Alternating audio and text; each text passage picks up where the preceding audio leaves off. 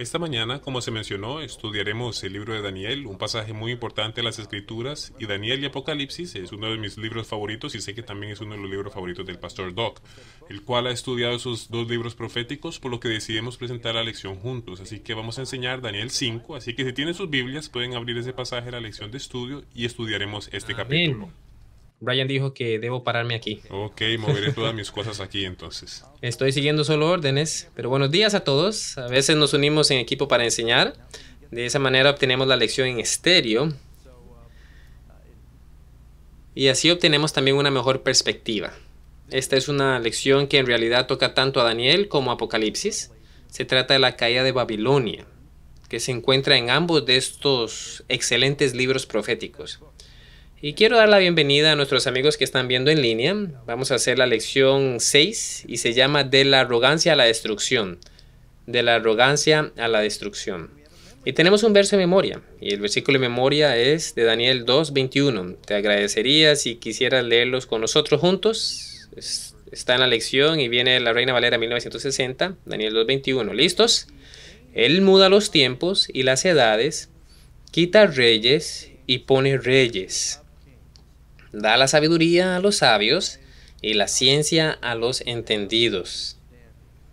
Se cita el capítulo 2 de Daniel, pero habla sobre lo que sucederá en el capítulo 5 de Daniel. Ahora, Daniel 5 es un gran pasaje. De hecho, estaba compartiendo con el pastor Ross y no hemos ensayado realmente lo que vamos a decir, por lo que estamos orando por la guía del Espíritu Santo. Pero Daniel 5 es uno de los capítulos fundamentales en la Biblia porque es una transición entre imperios. Daniel 5 es uno de los eventos más profetizados en el Antiguo Testamento. Está hablando de la caída de Babilonia y lo veremos con más detalle más tarde, más adelante.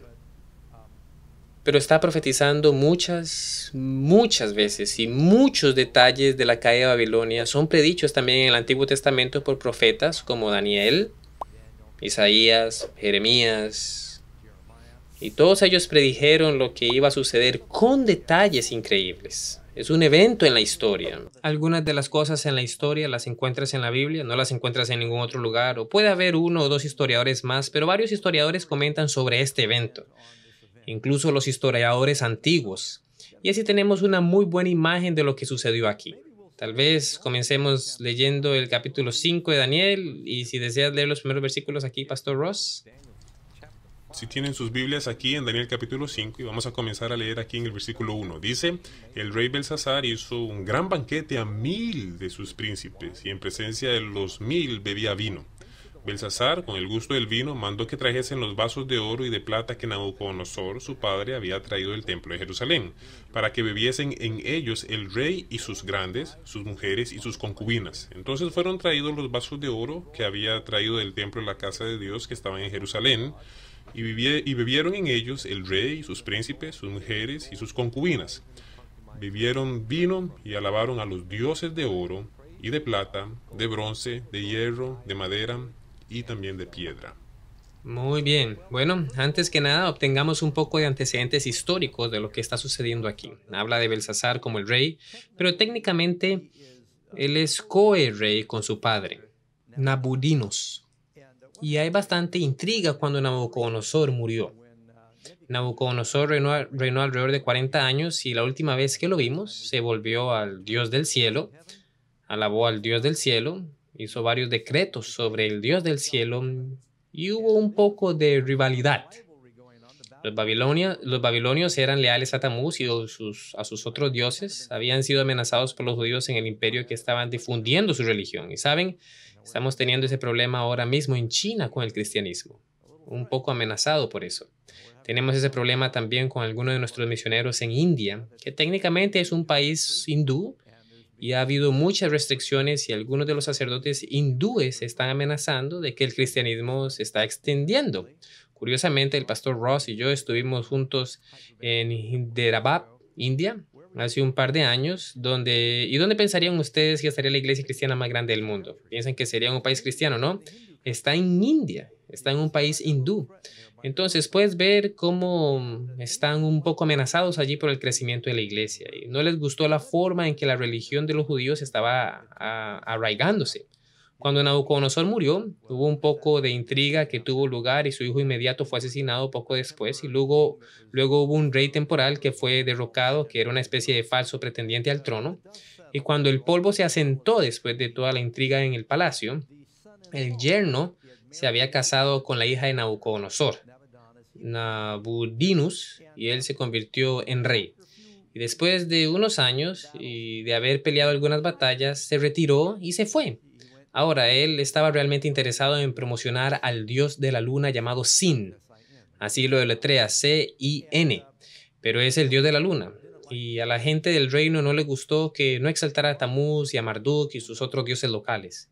Y fue a otros imperios y comenzó a excavar, y se cree que Nabudinus es uno de los arqueólogos más antiguos de la historia. Estaba excavando y tratando de fechar la historia de los templos antiguos a Sin, el dios de la luna, y tratar de restaurarlos de esa manera. Pero finalmente no tenía ningún interés real en administrar el reino de Babilonia. Dejó el reino a su hijo de 15 años, Belsasar, mientras estaba luchando en otras batallas, haciendo excavaciones y bajando a Arabia. Y bueno, ustedes saben, Pastor Ross, creo que es interesante la asombrosa diferencia entre dos jóvenes de 15 años en Babilonia. Un joven de 15 años vino 70 años antes, se llamaba Daniel, y era pobre en el reino, pero decidió poner a Dios primero. Cuando fue tentado con todas las delicias babilónicas, ejerció autocontrol y mostró moderación. Tenía control sobre lo que comía y bebía. Aquí, cuando Babilonia cae, encuentras a alguien más que llegó al trono a los 15 años y que no tenía control y vivió una vida totalmente hedonista. Y son imágenes tan opuestas. Uno está lleno del diablo y el otro está lleno de Dios.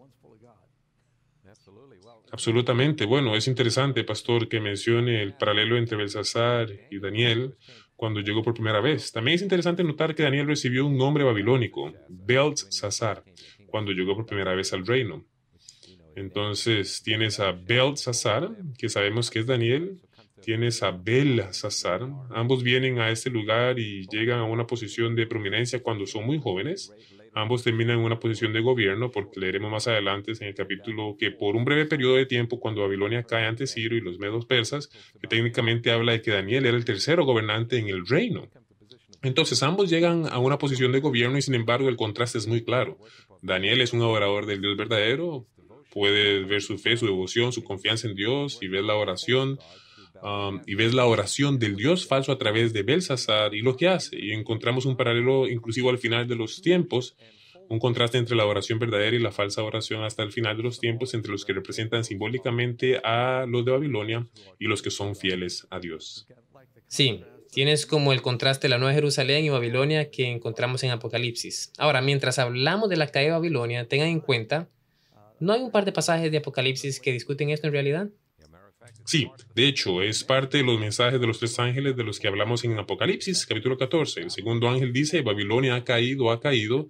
Y en el capítulo 16 de Apocalipsis, que quizás veamos ese versículo un poco más tarde, habla sobre cómo el río de Éufrates se seca y es una referencia a una de las plagas que vienen. Entonces, hay un gran significado para este evento histórico, la caída de Babilonia y luego su representación simbólica que encontramos en el Nuevo Testamento, y la secada del río de Éufrates es una forma simbólica que aún no ha ocurrido y es parte de estas plagas que vienen justo antes de que Jesús venga, pero aprendemos algo sobre esto en la histórica.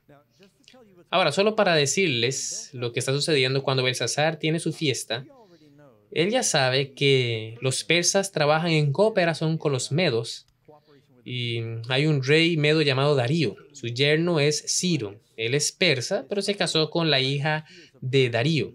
Y los persas en realidad son un reino más fuerte, pero se unieron para derrocar a Babilonia. Han dejado muy claras sus intenciones y Belsasar dice, realmente no me importa, no tengo miedo. Nunca atravesarán estos grandes muros. Y los historiadores dicen que los muros de Babilonia eran formidables. Permítanme darles un momento sobre cómo explicarles un momento cómo funcionaba la guerra en los tiempos bíblicos. Realmente tenías que conquistar la capital. Ya saben, si quieres matar a una serpiente, tienes que cortar la cabeza. Y Babilonia era la capital. De la forma en que lo hicieron, lo hacían en aquel entonces, no enviaban bombardeos aéreos, aparte de catapultas y flechas, no podían volar aviones ni lanzar drones o bombas de drones. Tenías que acampar fuera de la ciudad y asediarlos. Intentarías matarlos de hambre rodeándolos. Varios ejemplos de asedios bíblicos en las escrituras, por ejemplo, son Nabucodonosor, que tuvo que asediar a Jerusalén, y se puede leer donde los asirios sitiaron a Samaria, los romanos sitiaron a Masada también. No está en la Biblia, pero sí está en la historia. Los rodearían entonces y la idea sería que no pudiesen obtener ningún alimento dentro, ni pudieran obtener ninguna ayuda de afuera. Y es muy costoso alimentar un ejército todos los días. ¿Alguna vez has intentado eso? Y entonces fue un juego, o era un juego de espera. Y Babilonia, porque el río corría bajo las paredes y tenían silos llenos de comida y la ciudad era tan grande que en realidad tenían algunos jardines en crecimiento en la ciudad, dijeron, podemos resistir un asedio de 20 años. No podrías mantener un asedio así si fueras el ejército opositor.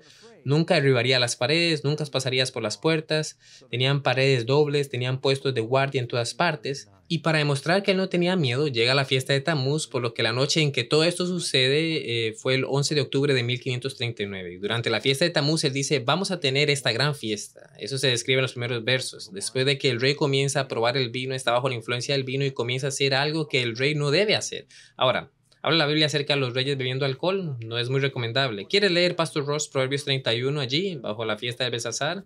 Proverbios 31, 4 y 5. Allí nos dice, no es de los reyes Olemuel, ese es el nombre al que se refiere, no es de los reyes beber vino, ni de los príncipes la sidra. No sea que bebiendo olviden la ley y perviertan el derecho de todos los afligidos. Luego encontramos aquí en el capítulo 10 de Eclesiastés que dicen, ay de ti, tierra, cuando tu rey es muchacho y tus príncipes banquetean de mañana. Bienaventurada tu tierra cuando tu rey es hijo de nobles y tus príncipes comen a su hora para reponer sus fuerzas y no para beber. Así es, algunas personas viven para comer y otras comen para vivir. Y quieres un rey que vaya a comer en el momento adecuado para la fuerza y no para la glotonería o la embriaguez. Y entonces Belsasar es un joven rey que es un glotón. Los historiadores nos dicen que él era exactamente así, que él era simplemente un rey realmente brutal. Xenofonte, uno de los historiadores antiguos, dice que en una expedición de caza con su mejor amigo, su amigo alcanzó a la presa antes de que el rey mismo lo hiciera y el amigo le disparó a la presa. El rey estaba tan molesto que mató a su amigo. El rey mismo quería dispararle a la presa. Y puedo citarles otras cosas que demuestran que él era simplemente una persona abominable. Y una vez más, una característica clave es que tienes a este rey, Belsasar, que parece no tener autocontrol, mientras que tienes a Daniel, el contraste. Ambos jóvenes cuando llegan a la fama en el reino, que primero que nada, justo al comienzo del libro de Daniel, Daniel capítulo 1, habla sobre el compromiso de Daniel, él y sus tres amigos, pero el compromiso para no contaminarse con la comida del rey y su bebida. Entonces, nuevamente se establece un contraste entre aquellos que son adoradores del Dios verdadero, que reconocen su cuerpo como el templo del Espíritu Santo, mientras que aquellos que adoran a los dioses falsos no reconocen la importancia del autocontrol, especialmente en el área de comer y beber. Así es, y si estás rodeado de un ejército enemigo que quiere atacarte, ¿deberías estar ayunando o festejando? Cuando deberían haber estado orando, están de fiesta. Y él en realidad es una rebelión de alto rango contra Dios. Y la otra cosa es que está demostrando que él no tiene miedo. Mencionamos antes que había múltiples profecías hebreas que hablaban sobre la caída de Babilonia. Belsasar conocía estas profecías y sabía que Daniel había interpretado el sueño de su padre de la imagen, que surgiría otro reino. Él no quería eso, él dice, no tengo miedo, Babilonia va a continuar para siempre. Y luego, él no toma los vasos de uno de los muchos otros reinos que conquistaron. Él toma específicamente los vasos del templo judío porque sabe acerca del Dios judío, las profecías judías. Él sabe que su abuelo se volvió hacia Jehová y se está burlando del Dios de Israel al no alabar a Jehová con los vasos del templo. Él llena los vasos con vino de Babilonia. ¿Y qué hay en la copa de la mujer en Apocalipsis 17? El vino embriagador. Así es, y él elogia a los ídolos con los vasos hechos para adorar a Dios. Y por cierto, si vas a ir a la batalla, no bebas, no tomes alcohol.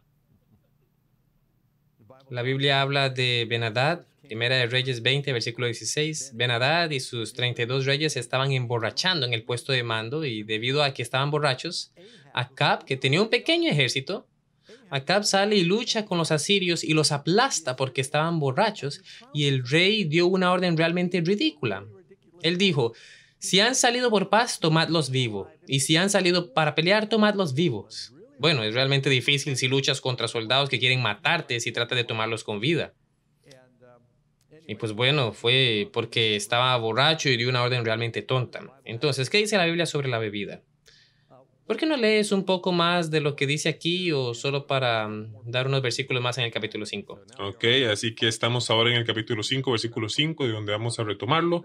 Pero tal vez, Pastor Doc, quiera decir algo sobre el versículo 4 justo antes de que hagamos eso. Dice, bebieron vino y alabaron a los dioses de oro y de plata, de bronce, de hierro y de madera. Oh, y de sí, piedra. buen punto. Sí, al principio del estudio podrías estar diciendo, espera un momento, nos hemos encontrado con esos metales antes. Y los encuentras, por supuesto, en el capítulo 2 de Daniel, donde tienen la gran estatua, la cabeza de oro, el pecho y los brazos de plata, el vientre y los muslos de bronce, las piernas de hierro, los pies de hierro y barro. No dice aquí nada sobre barro, pero sí dice sobre madera y luego tienes una piedra que golpea la imagen.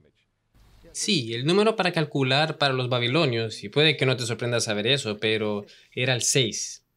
Vivimos en el sistema decimal donde calculamos en el mundo occidental con las decenas. Los babilonios tenían el sistema decimal de 6. ¿Y sabes que una rueda de ruleta tiene cuántos? Una pregunta capciosa, ¿no? ¿Cuántas ranuras tiene una ruleta? 36. ¿Cuántos grados hay en un círculo? 360.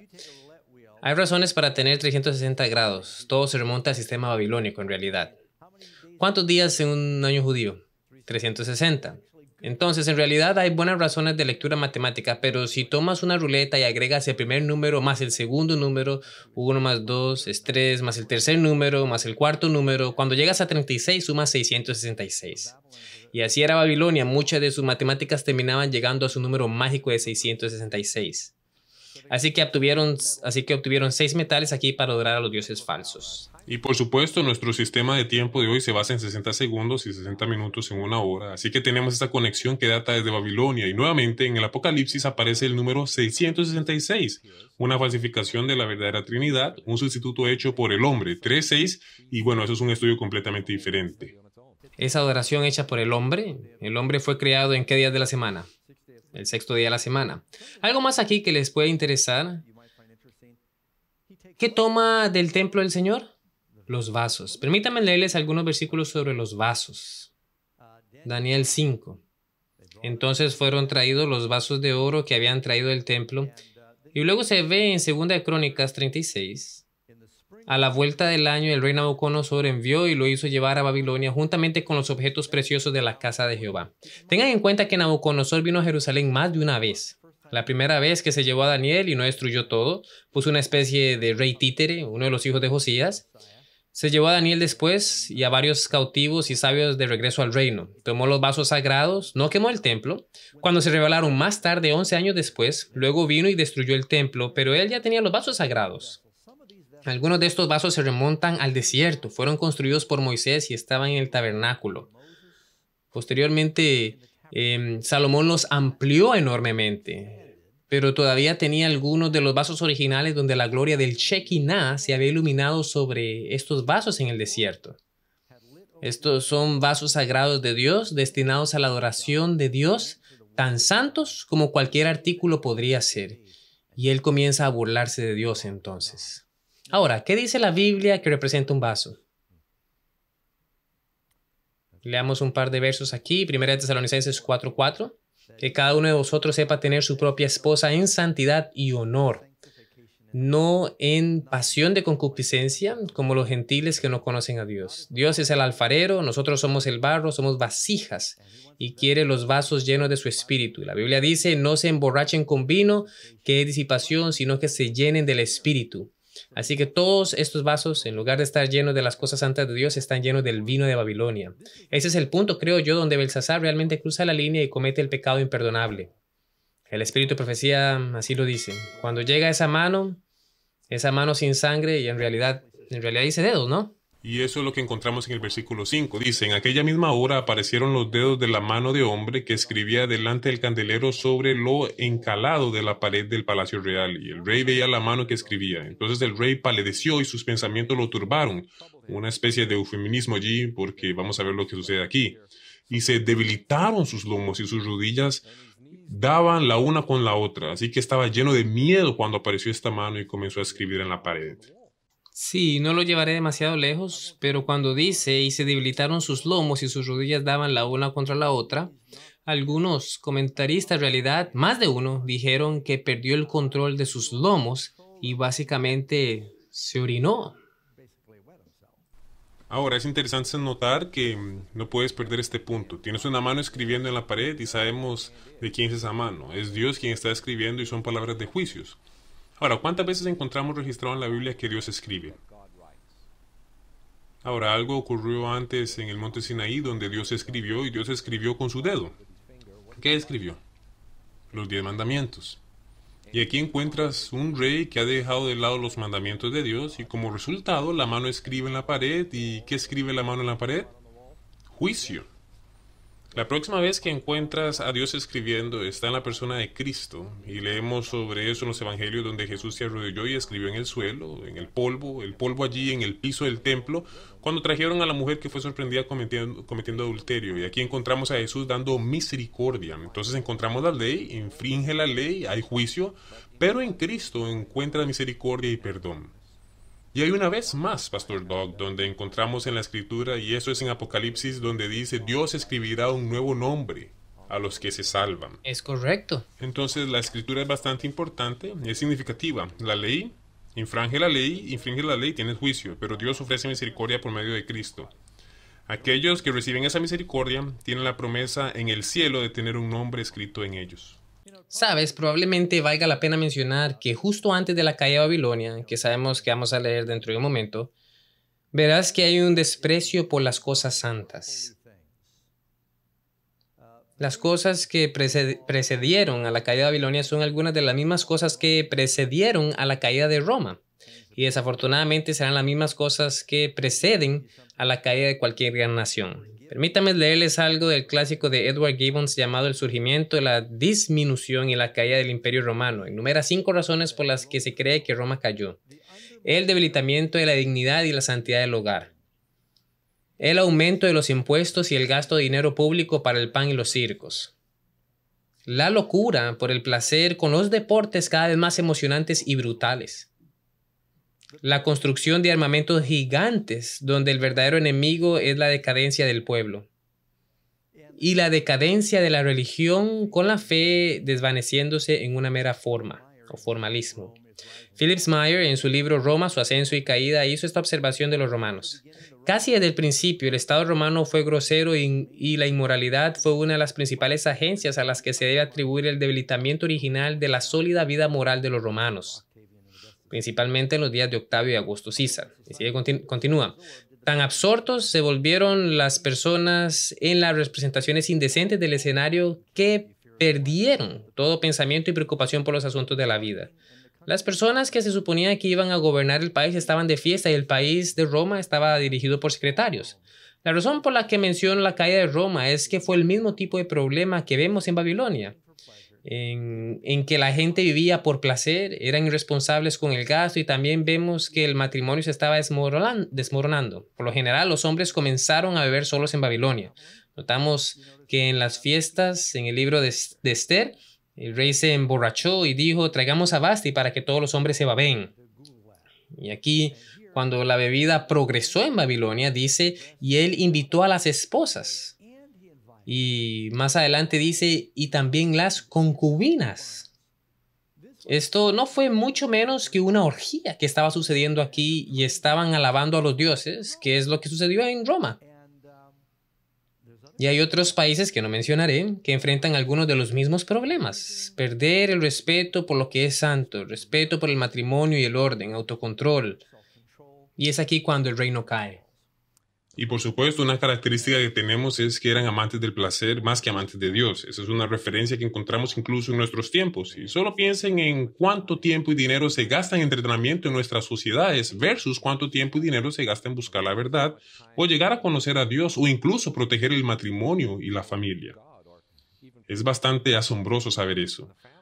Si nos fijamos en los paralelos de estos imperios y su colapso y lo que está sucediendo en nuestro mundo hoy, de hecho podemos ver signos de que ese reino representado por esa piedra cortada sin mano pronto vendrá y que por supuesto es una referencia a Cristo y la segunda venida también. Ahora, mirando el reloj, voy a apresurarme un poco aquí. Entonces, estos dedos aparecen. ¿Notaron que fue el dedo que escribió los 10 mandamientos? Y también Jesús con su dedo escribió en el polvo del piso del templo. Este dedo aparece y comienza a escribir. Y la historia parece decir que fue en la pared en el lugar destacado frente al trono donde se había sentado el rey, donde estaba bebiendo frente a todos y él estaba asombrado. Te das cuenta de que es Nabucodonosor que mira en el horno y él es el primero en notar al Hijo de Dios. Y aquí Belsasar es el primero en ver las palabras de juicio. Y él se hizo simplemente pedazos, está temblando, sus rodillas se golpean entre sí. Era tan audaz y desafiante y se burlaba de Dios hace unos minutos y ahora, de hecho, ¿sabes lo que significa el nombre de Daniel? Mi Dios es juez. El significa Elohim o Dios, Dan, juez, uno de los nombres de los hijos de Israel. Y entonces Daniel entró y más bien debiera decir el juicio entró, fue llamado a los pasillos de Babilonia.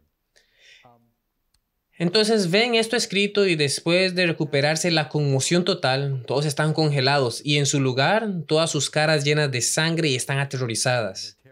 Todas las fiestas se detienen y finalmente el rey dice, traigan a alguien para que pueda leer la escritura. Quizás quieras leer los versos aquí bien rapidito. Entonces vemos la historia aquí en verso 7. Dice, el rey gritó en alta voz que hiciesen venir magos, caldeos y adivinos, y dijo el rey a los sabios de Babilonia, cualquiera que lea esta escritura y me muestre su interpretación será vestido de púrpura y un collar de oro llevará en su cuello, y será el tercer señor en el reino. Entonces fueron introducidos todos los sabios del rey, pero no pudieron leer la escritura ni mostrar al rey su interpretación. Entonces el rey Belsasar se turbó en sobremanera y palideció y sus príncipes estaban perplejos. Estos son los 1000 gobernadores a los que invitó audazmente, probablemente líderes de la guerra contra Persia, y para festejar y celebrar y para burlarse y decir que no tenían miedo. Esta es la tercera vez en el libro de Daniel que el rey ha traído a sus sabios locales, los sabios de Babilonia, y no tienen la respuesta. Y será la tercera vez que el hebreo tenga la respuesta. ¿Sabes? Jesús, cuando estaba hablando con la mujer samaritana, ella quería entablar una discusión con él. Ella dijo, ¿en qué montaña debemos adorar? ¿Nuestra montaña, el monte Gerizim, o el monte de Jerusalén? Y Jesús dijo algo impactante ahí. Él dijo, la salvación viene de los judíos.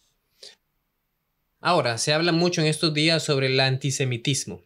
Técnicamente, ¿sabes que cada árabe es un semita? Entonces, el antisemitismo no es técnicamente solo ser antijudío. Cualquiera que fuera de los descendientes de Sem era un semita. De ahí viene la palabra.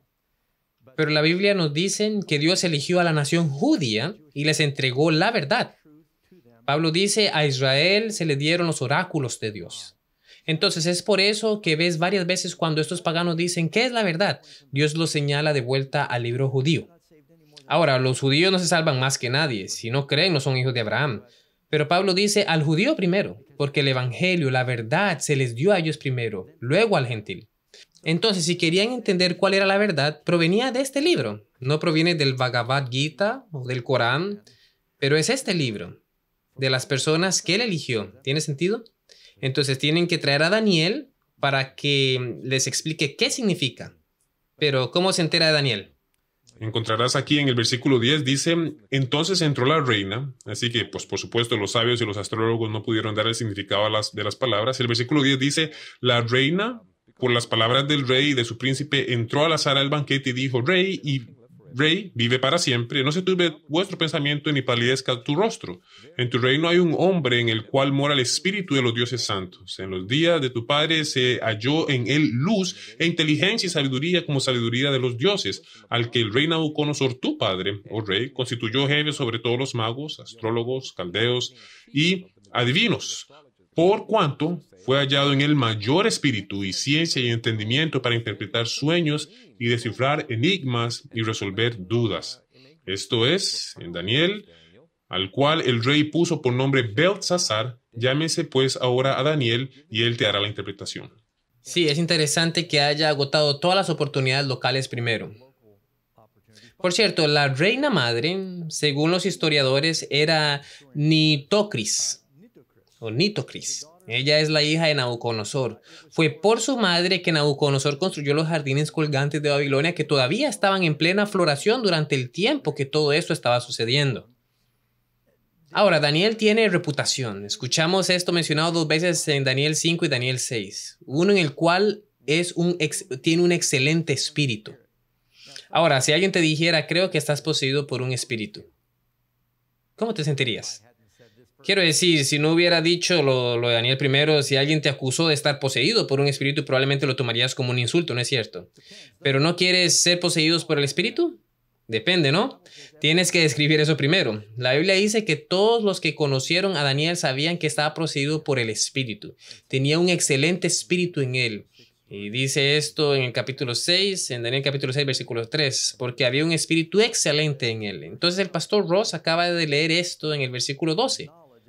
En este Daniel se encontró un espíritu excelente de conocimiento, comprensión, interpretación de sueños, resolución de acertijos y explicación de enigmas. Ahora, otra cosa más. Esta es la única vez que dice a quien llamó el rey Belsasar, o más bien Beltsasar, pero todas las otras veces ahora en el capítulo no se llama por su nombre babilónico, ni siquiera está fingiendo aquí. Nabucodonosor ya está muerto, él no va por ese nombre, se llama Daniel en todas partes. Ha vuelto a su nombre en esa sección y así el rey lo llama Daniel. ¿Quieres leer el versículo 13 hasta el 15, por favor? Sí, claro.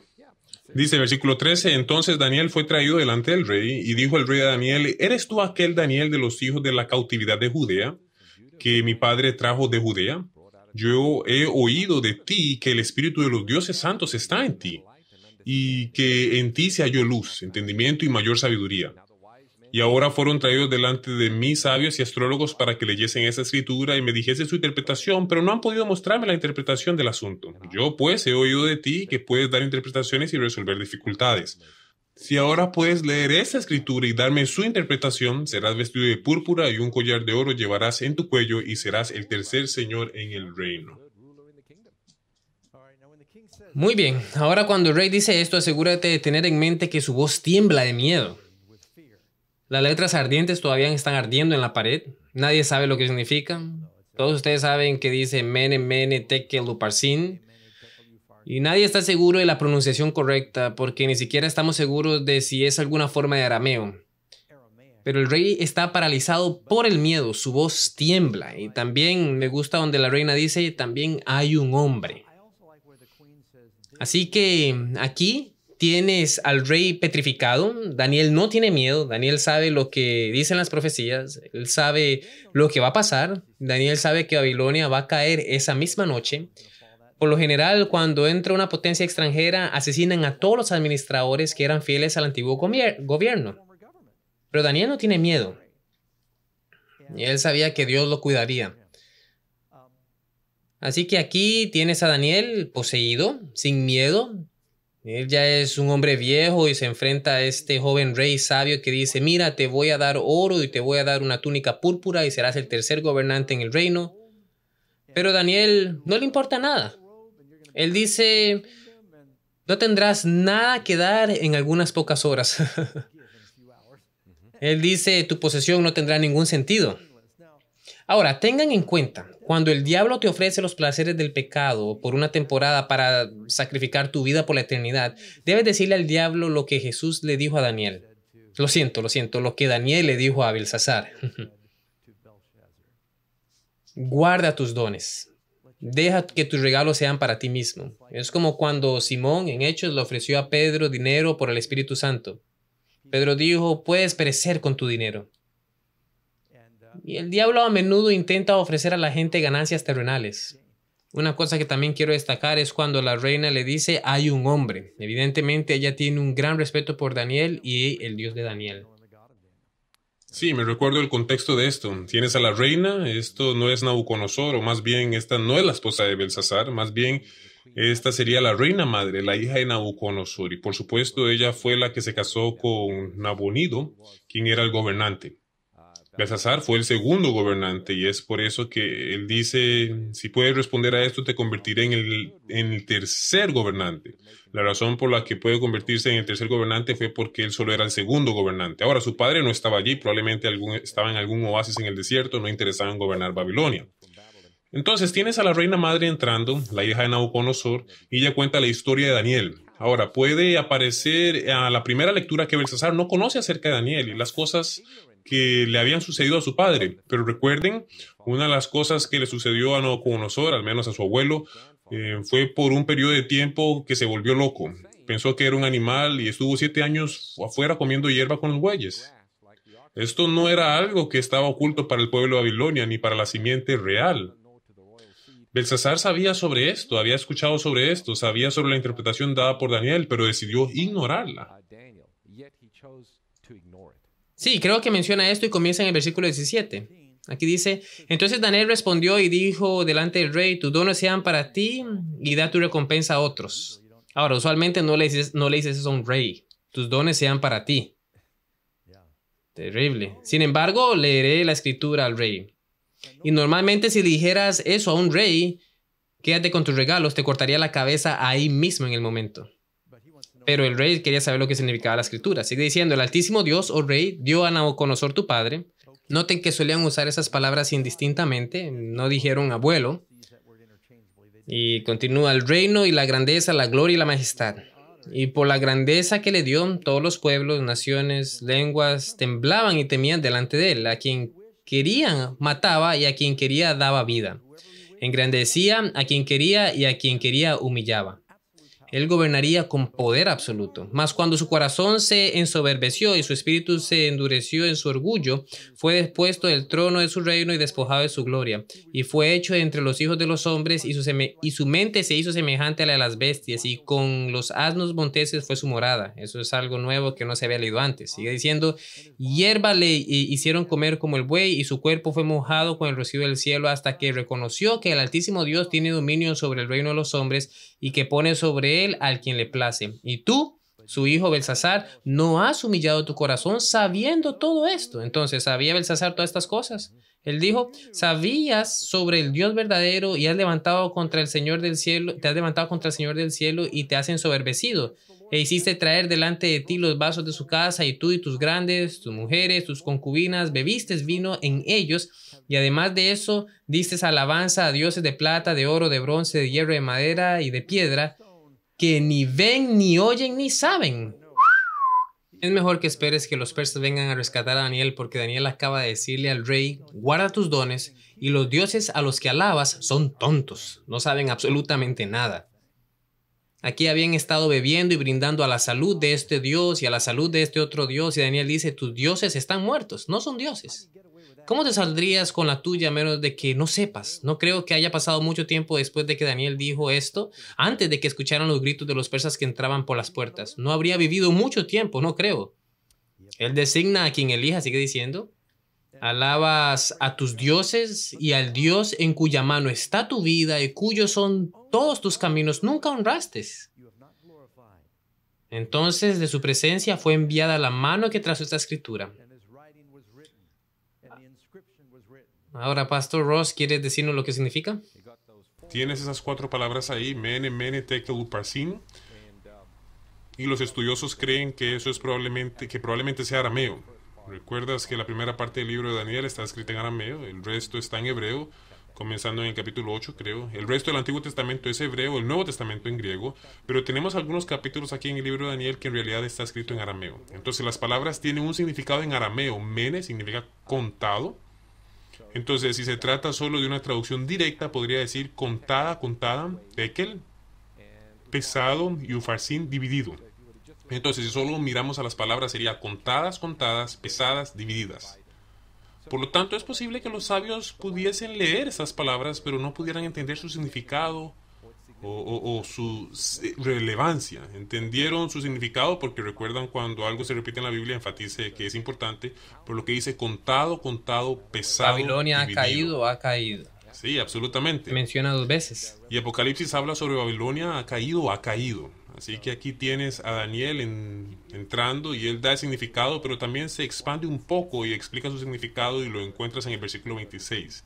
Tal vez simplemente lea 26 hasta el final de esa sección. Dice, entonces, esta es la interpretación del asunto. Mene, contó Dios tu reino y ha puesto fin. Tekel, pesado ha sido en balanza y fuerzas hallado falto. Pérez, tu reino ha sido roto y dado a los medas y a los persas.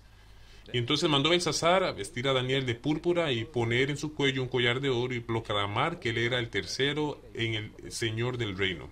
Ahora, lo que encuentro interesante aquí es que en realidad Daniel les permite ponerle esta túnica púrpura y esta cadena de oro que representa también su posición. Es el tercer gobernante en el imperio y ahora Jesús hizo una promesa a los justos y dijo, los mansos heredarán la tierra.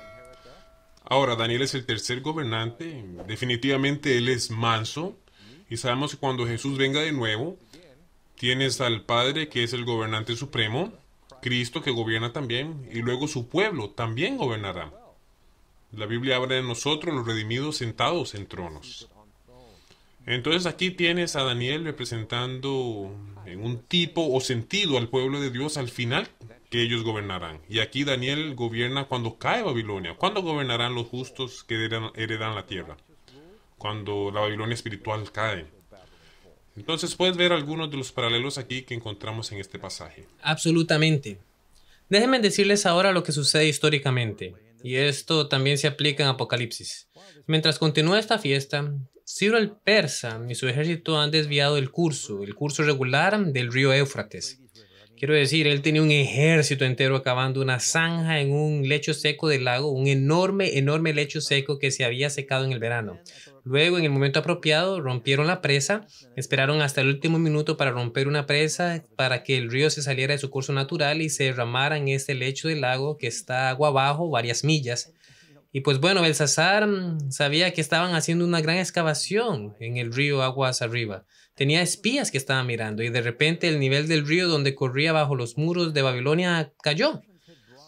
Los persas habían sobornado a 2 babilonios dentro del palacio que aceptaron desertar. Ayudaron a desbloquear algunas de las puertas y sus nombres en realidad fueron dados, ya sea por Heródoto o Jenofonte, y entraron debajo de las paredes en medio de la fiesta que se estaba llevando a cabo y comenzaron a gritar. La gente gritaba porque eran vencidos. Los soldados comenzaron a gritar como si fuera una fiesta y no podían decir si era una guerra o una fiesta. ¿No les suena eso como lo que sucedió en la historia con el becerro de oro? Y cuando descubrieron lo que estaba sucediendo, los soldados estaban borrachos, habían estado de fiesta junto con el rey. Las puertas interiores se habían dejado abiertas y entraron en la ciudad. La única pérdida de vidas fue la del rey y su gabinete más cercano a él. Y bueno, Ciro pudo entrar. En realidad, el mismo Ciro no entró por un mes, pero sus líderes entraron y tomaron la ciudad esa noche secando el río del Éufrates. Ahora, ¿encontramos el secado del Éufrates mencionado en otro lugar? Sí, de hecho lo encuentras aquí mismo, permítame leerlo, Pastor Doc, ya que usted lo ha mencionado en el capítulo 16 en Apocalipsis, versículo 12, dice, el sexto ángel derramó su copa sobre el gran río Éufrates y el agua de ese se secó para que estuviera preparado el camino a los reyes del oriente. Ahora, por supuesto, no estamos hablando del río Éufrates literal hoy, pero el agua en las profecías bíblicas representa multitudes y naciones, pueblos y lenguas. Ahora, lo que provocó la caída de Babilonia histórica fue el secar del río Éufrates. Lo que provoca la caída de la simbólica Babilonia en los últimos días, las multitudes de personas que han dado su apoyo a este poder religioso apóstata, Babilonia, se dan cuenta finalmente de que han sido engañados y retiran su apoyo. Dice que deja paso a los reyes del este. Los reyes del este representan aquí a Cristo y a sus ángeles que vendrían para liberar al pueblo de Dios, y entonces es cuando Babilonia cae y los mansos entonces heredan la tierra. Ahora, hay varias profecías, veremos cuántas podemos ver por aquí. Hay más profecías sobre la caída de Babilonia que cualquier otro evento del Antiguo Testamento, claro, aparte de la venida del Mesías. Dice en Isaías 44, versículo 27, que dice: a las profundidades, secaos y tus ríos haré secar. Ten en cuenta que Isaías escribe esto 500 años antes, o muchos años más bien antes, tal vez no 500 años antes, pero sí mucho tiempo antes. Isaías 45:1, así dice Jehová a su ungido, a Ciro. Solo 2 veces, o no, un poco más de 2 veces. Solo algunas pocas veces en la Biblia, Dios predice el nombre de un rey antes de que nazca. Encontramos el nombre del rey Josías mucho antes de que él naciera, y Ciro. Ahora, por supuesto, el ángel dijo el nombre de Jesús, pero nació poco tiempo después, y Juan, pero bueno, decía, para sujetar naciones delante de él y desatar lomos de reyes, para abrir delante de él puertas, y las puertas no se cerrarán. Yo iré delante de ti y enderezaré los lugares torcidos, quebrantaré puertas de bronce. Eso significa que tenían grandes barras de hierro y bronce. Decían que nunca entrarían en Babilonia. Y te daré los tesoros escondidos. Todos los tesoros de Babilonia vinieron a él, al rey. Jeremías dijo: espada contra los caldeos, dice Jehová, y contra los moradores de Babilonia, contra sus príncipes y contra sus sabios. Espada contra los adivinos, y se entorpecerán. No pudieron responder. Espada contra sus valientes. Dice que los hombres poderosos no pudieron pelear, estaban borrachos, fueron superados por el miedo como las mujeres. Todas estas cosas fueron predichas. Jeremías 50, versículo 38. Sequedad sobre sus aguas y se secarán, porque es tierra de ídolos y se entontecen con imágenes. Y una profecía más que es interesante, Jeremías incluso predijo que le sucedería al tercer hijo de Nabucodonosor, que solo habría 3 reyes de Babilonia. Ustedes leen esto en Jeremías 27, versículo 6. Y ahora yo he puesto todas estas tierras en mano de Nabucodonosor, rey de Babilonia, mi siervo, y aún las bestias del campo le he dado para que le sirvan, y todas las naciones le servirán a él, a su hijo y al hijo de su hijo, hasta que venga también el tiempo de su misma tierra, el juicio, en otras palabras. Y eso es exactamente lo que pasó, mis hermanos. Entonces fueron 3 generaciones de Nabucodonosor, incluido Nabucodonosor, que gobernaron, y luego Babilonia cayó. Y de la misma manera que había una mano sin sangre que fue al templo cuando Jesús murió en la cruz y rasgó el velo de arriba abajo, aquí había otra mano sin sangre, y ese fue el final de una era, una epopeya, podría decir, cuando el velo se rasgó. Aquí hubo un final en una época en que esa mano escribió en los muros de Babilonia ese juicio. También es interesante notar que justo antes de que Babilonia caiga hay un tipo especial de juicio que ocurre. Antes de que Jesús venga hay un juicio que tiene lugar y lo leemos en el libro de Apocalipsis. Bueno, gracias amigos por acompañarnos. Si Dios quiere, estudiaremos su palabra juntos nuevamente la próxima semana.